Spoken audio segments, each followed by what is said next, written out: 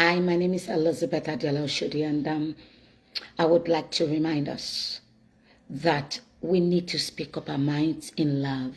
I'm not trying to unruffle your feathers, but as somebody that gets to counsel people a lot and talk to families, I realize that we have misplaced priorities. We suffer from unnecessary, unrequired shame and over pomposity. Our children in their 30s and early 20s are making money, but we're very loving and supportive parents, and what we are doing is spending all our own money on them. Are you as a parent able to talk to your children and say, look, I love you, and my asking for help doesn't make me small? We're not asking. We're not speaking up. We'll rather go next door to the neighbors, people we don't know, to tear our dignity and talk to them secretly. Or if you have your kids that are so belligerent and we somehow have dropped the ball, you go to somebody, a friend, a cousin, somebody in the area and say, why don't you act like you just noticed? Don't let him or her know that I'm the one sending you. We have become cowards, failed parents, unable to talk to our own children. We don't want to hurt them. We pamper them even though they're grown men and women. We let them get away with selfishness. We are supposed to ask. No parent is begging. And I know that we're more economically stable than one another. But a parent that is trying to break out of poverty and feeling the weight instead of keeping it until the last minute, when you blow up and blow out and send those kids away and lose contact, why don't you build up the confidence to talk to them? I know that a lot of our kids are very respectful outside. They appear to have it right, but only if you wish. From what I've seen, that you can have a privilege, a little preview to when things don't go their way with their parents, in their homes, with their friends, off camera, you will be appalled. I am coming here to remind us that we're good people, kind people, God-fearing people, generous people for a reason. No, not necessarily that we did to get, but that is the way the world goes. Likes begat likes. So God will use other people to bless us, to restore that which we have lost or which we have given out of generosity in the reflection of his name. But when it comes to family obligations, they take us for granted somehow. And it is time. Parents in your late 40s, 50s, and 60s, no, you're not begging. You're professionals. You have work. You have shop. You have trade. But when things are tight, call your children in the 20s. Instead of them buying that latest Maori, buying that latest Louis Vuitton, going to fix that 550 to 1 million naira hair, let them know how bad things are with you. In fact, that is a testing ground to let you know if you have birth for nothing. If you need to enrich your prayers and your time with God upon their lives, of their truly generous children that will follow you to the end. Parents are not to be disrespected, belittled, degraded. Parents are parents. It's not their educational qualifications or anything that makes them to be more respected than the parents of your friends, than the ones that own the mansions. Parents are parents. If they are good parents, if they have kept you this healthy, they didn't use you for prostitution, they didn't pawn you out for goodies, they sweated with their hard end, even if it was just one ponkilabia, one kaba, one wrapper remaining, they struggled.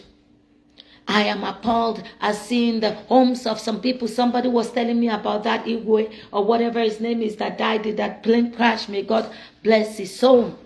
When they saw the house of his parents, they were appalled. How come we have become so selfish? We take care of our own needs. You can buy a pair of earrings for $7,000. I know you worked for it, but to give your parents 250,000 naira every month is a problem. You let their dreams die Meanwhile, secretly, no matter how successful we have become as parents, our silent, quiet, secret prayers is that our children carry us on further than we were able to carry ourselves or our parents. What I'm saying is, I'm going to go to Yoruba now. Àti fẹ́ donísọnù. Àti di aláìnítìjú. Síta, ilé láti wá ń tìjú. Ẹ bímọ, kò sówó lọ́wọ́ yín, ẹ lè béèrè. Tẹ́ bá sọ̀rọ̀ ó ti wọ́n yín, ẹ dẹ̀ ń gbà. This sọ̀rọ̀ sókè generation ní tiwa, àwa máa jẹ́ sọ̀rọ̀ sókè òbí tí ò fẹ́ ṣorí burúkú, tí ò dẹ̀ fẹ́ fara gba ọgbẹ́ lásán. Púpọ̀ nù wa ló ti ṣe tí ò rí jẹ. A máa wá lọ bẹ Ọlọ́run. A máa lọ bí ẹni pé Ọlọ́run ṣe central bank sókè tó fẹ́ dà sílẹ̀. Bí ẹni pé àwọn tá ti ṣe sínú ayé wọn náà kọ́ ló jẹ́ ká béèrè lọ́wọ́ ẹ̀.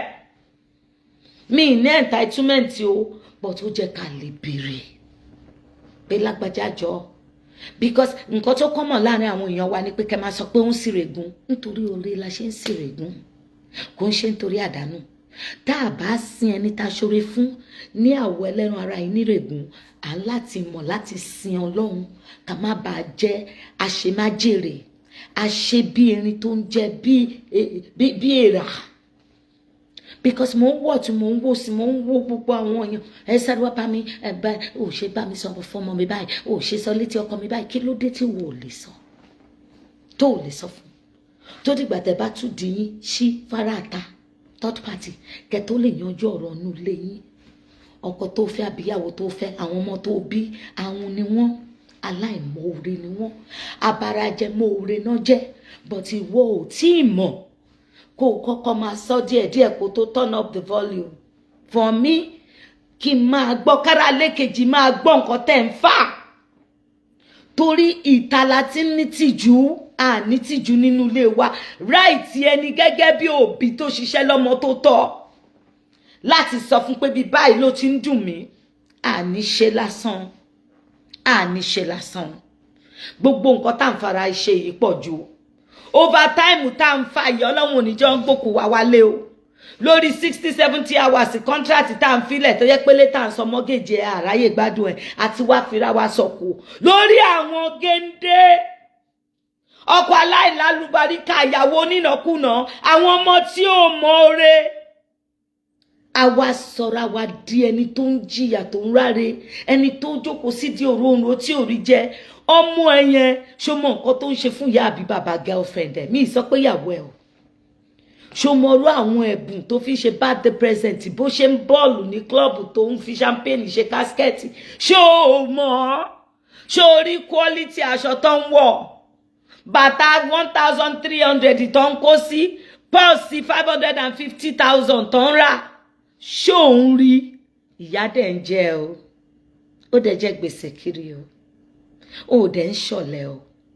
Ìwọ ló máa sanwó lé, ló máa sanwó náà, ló máa sanwó omi, fún àwọn géńdé tán tí mo kó dó tán mọ̀ bọ́lá. Ó lè sọ̀rọ̀ sókè. Confidence and boldness is part of the gift that God has gifted us. It's a right to be confident, to speak decently, no cursing, sensibly, without shame, to the grounds and all the places that you have sown. Politician tó torí ẹ gborúkọ burúkú ládùúgbò ẹ yẹn, ṣó mọ rí àwọn tó ti kọ́lé fún, tó ti ra mọ́tò fún, ṣó mọ iye girlfriends tó ti tún ayé ẹ ṣe, tí wọ́n wá sọ́ra ẹ dọmọlẹ́yìn èṣù for nothing. Do you know to ask for what belongs to you without help, without disrespect, without a sense of entitlement, humbly, in godly words and sensible disposition? Do you know? Do you know? I know that several times I've prayed to God and said to him, tó bá tiẹ̀ jẹ́ pé àwọn tí mo kàn ti ṣe oore fún láyé mi, tó bá jẹ́ bí tí mo ti fi ẹ̀rín sí láyé mi péré ló rántí láti padà wá mọ̀ fún mi, mo lè tó láti retire at 58. Aláìmoore làwọn èèyàn wa.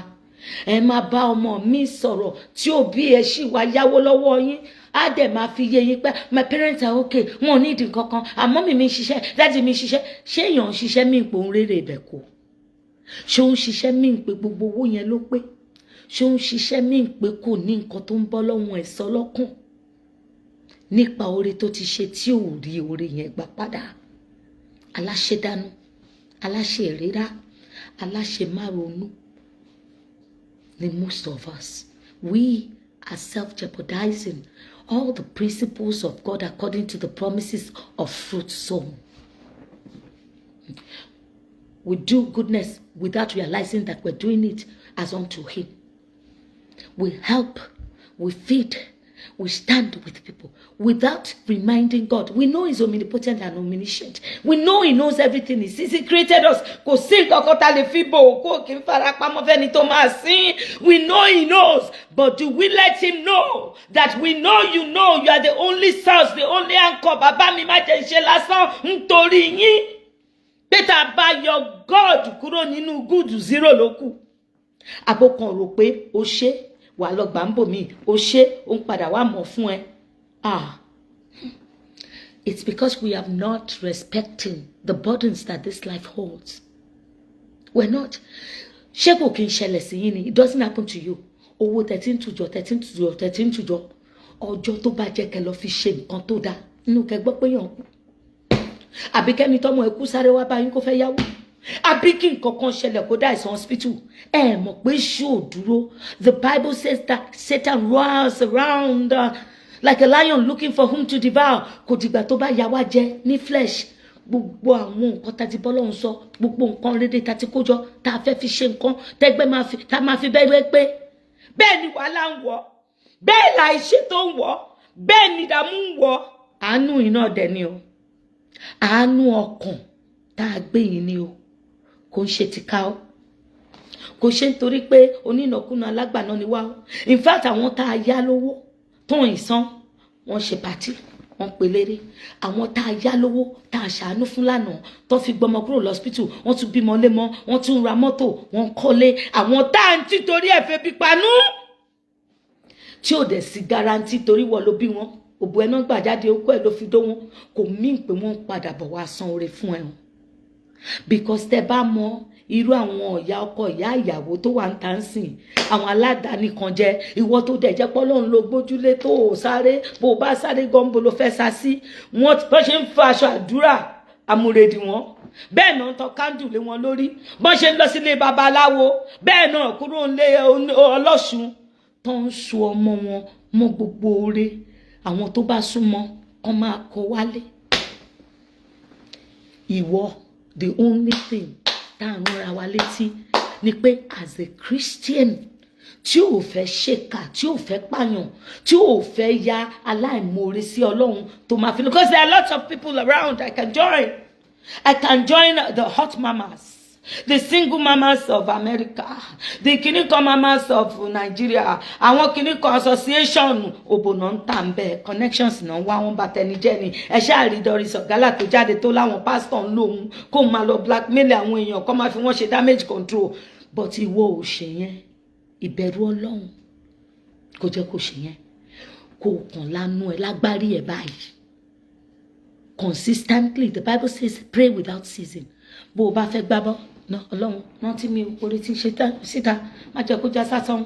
Bó o bá fẹ́ kun makeup bó ṣe ń fi aláṣẹ ẹsẹ̀, Ọlọ́run rántí mi o, má jẹ́ kójú ìfọ́ jẹ́ ń fi rántí àwọn oore, kí n fi rí oore tó dá sílẹ̀ fún mi o, tó dánú ẹ̀ sílẹ̀ fún mi tí má jẹ́ tí ò ní kan mi lẹ́yìn. Màdúrà àgbà. Bó bá tiẹ̀ jọ pé rọ́ ló ń jọ lójú yín, mọ ẹnu yín báyìí tọ́lọ́run fún yín, kẹ́ fi péré sáyé yín, kẹ́ fi ṣalábò lórí àwọn ọmọ yín, kẹ́ fi lé all the forces agbára òkùnkùn tó fi ń de orí wọn lọ sọ́dọ̀ tí wọ́n, kẹ́ fi rè bọ́ padà sọ́dọ̀ yín. Àtàwátàwá ń diaspora tó jẹ́ pé credit card àti lóònù là ń gbà kiri bí tẹni tó fẹ́ lọ tó fowó síbì kan tó fẹ́ gbà tá à ní san padà.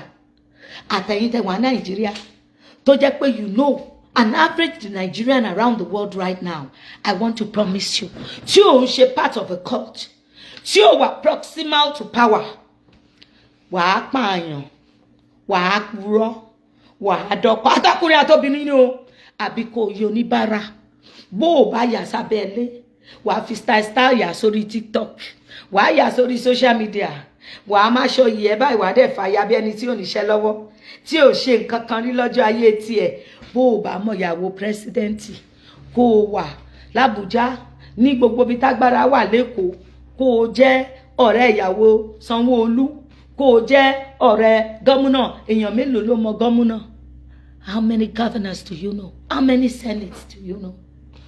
Ordinary people náà àṣà àráyé gbé àṣà àdẹ̀rí tí wá ṣe dandan ni kó jẹ́ pé a máa lọ dọ́kọ̀ kúnṣẹ́ báwọn mọ́ aṣọ ẹbí gba gbèsè owó kọ́múlé lantern fira latest outfit bá àtọmọlọ́mọ jẹ́ fọmọ ẹ̀gbọ́n ọmọ àbúrò ká báyé wọn jẹ́ fi ṣe èèní sáyé àwọn ọmọ wa ká mọ́mọ lọ́mọ ká fi dájọ́ ká tó lè mẹ́kẹ́ abẹ́ mọ̀ pé bí tí Nàìjíríà bá wá dé sí nìyẹn kí ló wá dé tó yẹ pé ìgbà tá a fẹ́ ṣe gbogbo kinní yẹn a tún ní enough wisdom to pray láì dọ́dọ̀ pastor kankan láì pé wòlíì mo ní ẹnu ara ẹ fi péré sínú ayé ara ẹ nínú ilé ara ẹ kò ná ẹ lówó kò ná ẹ mọ́tò ó nídìí láti wẹ̀ ó nídìí láti wọṣọ ó nídìí láti lo yẹrí etí ó nídìí mẹ́kọ̀pù ní hòhò ìbímbí kó o ṣe bí ẹni tí nǹkan dé bá kó o ké pọ̀ lọ́wọ́ ẹ kó má lè bá ọmọ tó bí sọ̀rọ̀ kó má lè jẹ́ kọ́kọ́ tó fẹ́ mọ́bi tó ti ń ta ẹ̀ kó má lè jẹ́ kíyàwó ẹ mọ̀ pé ìkìdá gbèsè ló fi ń rànú fámílì àti bísínẹ́sì ẹ. Èmi fẹ́ sọ ni o just in case ẹ lè mọ ọmọ mi ẹyọ kan mú bí ẹ lè mọ ìyá mi ẹyọ kan ló bí mi ẹ dẹ̀ lè mọ àwọn ọ̀rẹ́ mi wọ́n pọ̀ jàǹbùràtà tán bá wá rojọ́ mi fún yín pé Díọlá Elizabeth ó ń ṣèrègùn who does she think she is?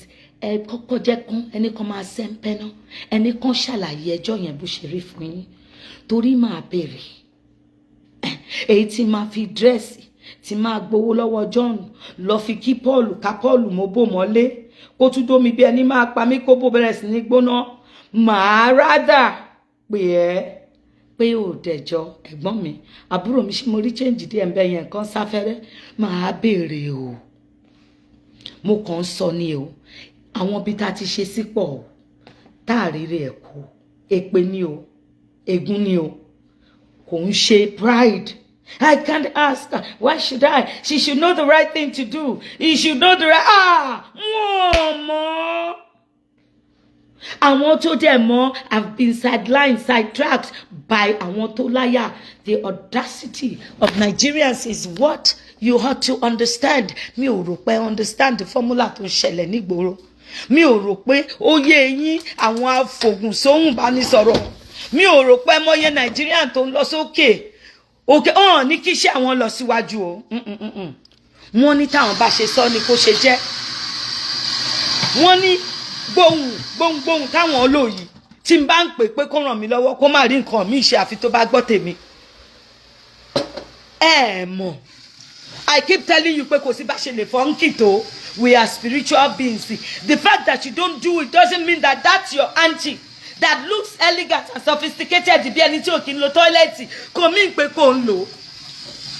Bọ́n bá máa lọ gba kọ́ńtíráàtì àìmọye ẹran tó ti pa àìmọye bí tí mo ti gba ṣọ́ọ̀bù sí on Allen Avenue in Ikeja 67 Allen Avenue in Ikeja mi ò tí débi rárá I came here at 28 kẹ́ máa wò láti gbà yẹn tó máa mẹ́ran odindi àgùntàn wọlé tí ò ní bá wọn jáde tiles ni wọ́n á fọ́ tiles yẹn àwọn àfáà ọ̀tọ̀ láládùúrà aláṣọ pupa ọ̀tọ̀ láládùúrà aláṣọ blue wọ́n máa rí mọ́lẹ̀ wọ́n á dẹ̀ rẹ bẹ́ẹ̀ wo gbogbo òkè báyìí ẹ lè rí nǹkan kan tó hang.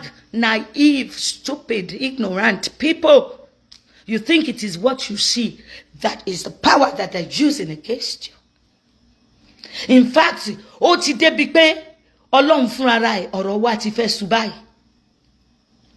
Torí bẹ́ẹ̀ bá gbẹ́jọ́ lọ court, a judge looks at the case and determines if that case is worthy of being, advocated for or thrown out. A lot of you ride in the wrong jurisdiction. The wrong person, the wrong people, the wrong powers. Like Casey.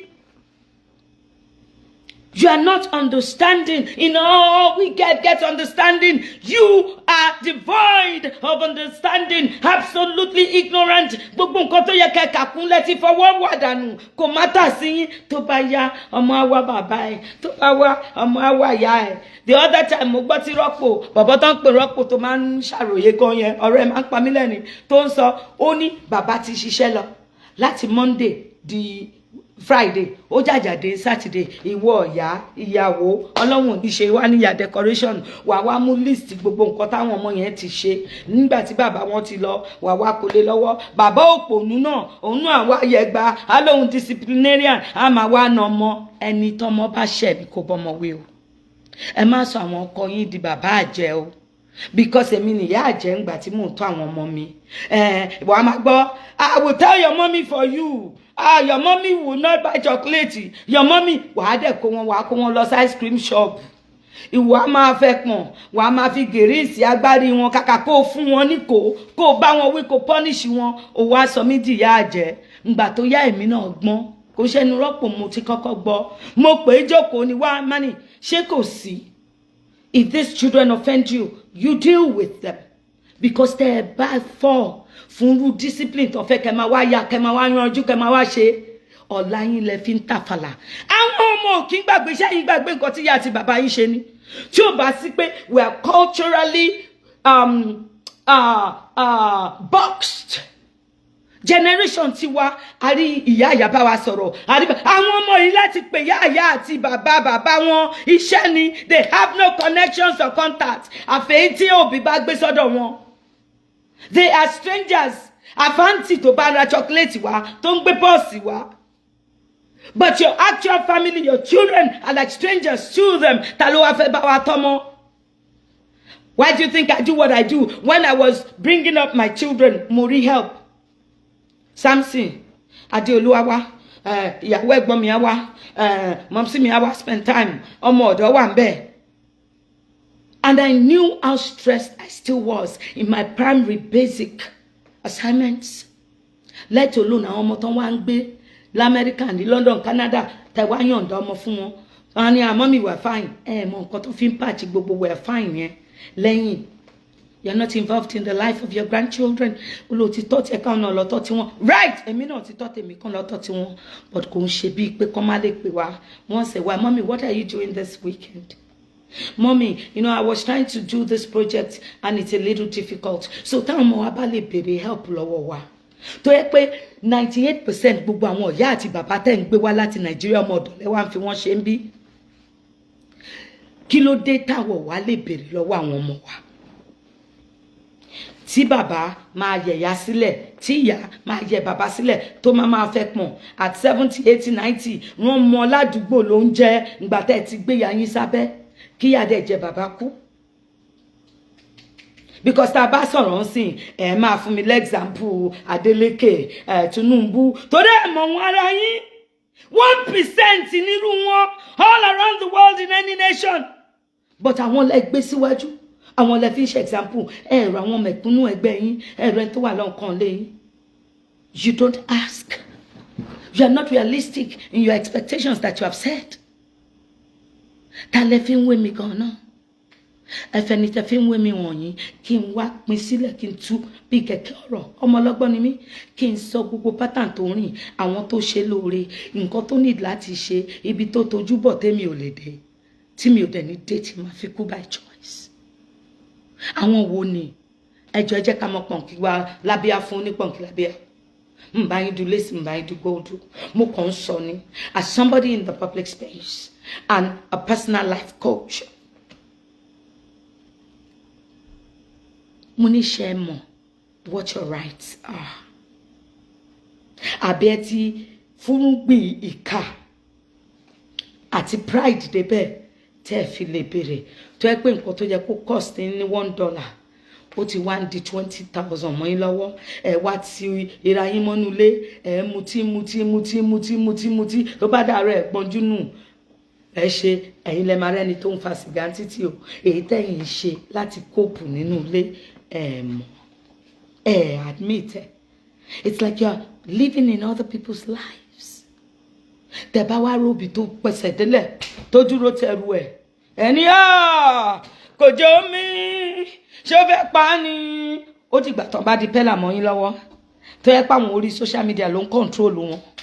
Tẹ́yìn ìyá tẹ́ bí wọn tẹ́ dẹ̀jẹ̀ lé wọn lórí tẹ́ ẹ̀ wá lágbára kankan mọ́. Ṣáà ìlówó lọ́wọ́ ń pani lórúkọ dání. Nbí kò sówó lọ́wọ́ ẹ̀ lẹ́ máa sọ ṣó change ni ó change orúkọ mi ni. Tí mi fi ní lè sọ̀rọ̀ tó fi jẹ́ pé irú àwọn Fúnkẹ́ Akíndélé àwọn Ìní Ẹ̀dó àwọn Burna Boy àwọn tó gbówó dání Davido lọmọ tó wà lábẹ́lé yín máa respect táwọn ò respect tó ń ṣe ìyá àti bàbá wọn báwọn ọmọ yín ṣe ń ṣe yín nítorí pé wọ́n fẹ́ jẹ wọ́n fẹ́ mu wọn ò dẹ̀ fẹ́ mọ oore. Look, the truth of the matter is, if you know about Maslow's pyramid of needs, the sense of belonging is an anchor to getting our clarities right and our purpose achieved. It's true that a lot of us have estranged relationships within our families. Sisters don't talk to sisters, brothers don't talk to brothers, and some people have been separated to be the money-making machine, the slave, to bring in comfort to so many people in one family, so they're bitter. We must begin repairing our familial ties. There are people, I believe, as a psychiatric nurse, that are damaged beyond repair. Tolomba matuwonshe, on she need Latin síwájú kó lọ tún wọn ṣe kán wúlò ń bò mí kí wúlò tán wúlò ń bò mí yẹn kó wá ṣàn padà wá sọ́dọ̀ wa. So I'm not one to advocate but blood is thicker than water, because blood is not thicker than water. Omi tó wà nínú blood gan ó wúlò ju blood tó useless lọ. Ẹ má jẹ́ ká máa fa àwọn òwe òṣì yìí báyé ara wa jẹ́ máa fi sọ̀rọ̀. Audacity àti manipulation ni most people ní tó jẹ́ Nigerians wọn ò ní wisdom. Know the difference. Ó ìmàléyàn kan nínú ẹbí ẹ tó lè fara pẹ́. Sister mi, auntie mi, ó lè jẹ́ àwọn tó wà ládùúgbò náà ni torí tó ń ṣe dáadáa. Tó o bá ti ní ẹni tó bẹ̀rù, tó o ní that sense of belonging. Omo, spirit am radical, even if you have not perceived it as so. Wà kàn máa ṣiṣẹ́ ni tó bá pé 10 wà tún dànù wà tún bẹ̀rẹ̀ láti 1 wà máa wá pìtàn owó nínú òṣì. Ó ní lákòjọ, ó ní níbẹ̀rù. Because ó dàbí when I started growing up, tẹ́ bá rántí tán bá fún wa ní key, handkerchief, purse. Kò sí tá bá jáde a máa gbàgbé key. A máa sọ handkerchief nù. Because we were just getting into that position of responsibility in that area. Any new area we need to practice before we make perfect. Now when I get up, kí n tiẹ̀ tó dìde mo ti mú pọ́ọ̀sì mi dání. Kò lè sọnù. Because brain mi ti understand pé ibi tí máa gbà wọlé mi nìyẹn. Àwọn nǹkan tó dẹ̀ ní ojú tó jọjú fún mi wà nínú ẹ̀. It's just the way the mind processes things. So first we need to address our mindset. I just wanted to let you know that I understand what you may be going through today. As a good person, a God-fearing person, a kind and generous person. And as you're on the verge of transiting or switching over to join those that are already destroyed and marked for delusion, I want you to please first exhaust all the right avenue first. Praying, confessing with your mouth, knowing to lay conditions before you give out your hard end, knowing to go back to the people that you have done favors for in the past or love you, to explain your situation, knowing to call your children, even if it is away from their wives or husbands, to explain to them if you are too ashamed to speak. And you have to learn to ask for what is yours. Stand up for yourself, because nobody's coming to save us. We have to learn to save ourselves first. Please.